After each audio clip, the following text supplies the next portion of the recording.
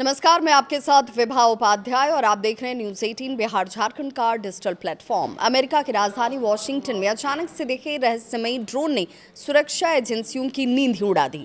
ये ड्रोन उस बेहद संवेदनशील सैन्य ठिकाने के ऊपर देखे गए जहां अमेरिका के कई बड़े अधिकारी रहते हैं। घटना के बाद व्हाइट हाउस में आपात बैठक बुलाई गई और दुनिया भर में अमेरिकी दूतावासों के लिए हाई सिक्योरिटी अलर्ट जारी कर दिया गया।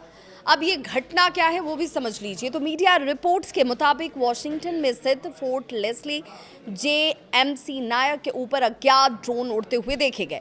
ये अमेरिका के सबसे संवेदनशील सैन्य ठिकानों में से एक है।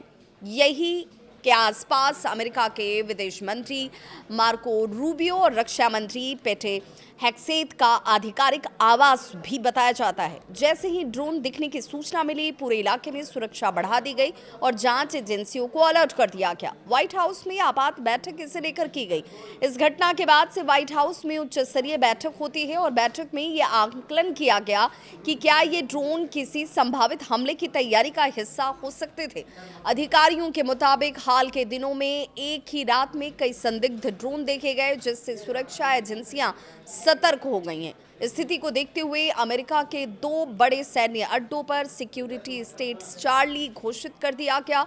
इसमें शामिल हैं मैकडिल एयरफोर्स बेस और जॉइंट बेस एमसी गोयर डिक्स लैकहर्स्ट। चार्ली सिक्योरिटी लेवल का मतलब ये होता है कि संभावित आतंकी खतरे की आशंका और सुरक्षा को तुरंत इस मद्देनजर मजबूत करना जरूरी हो जाता है।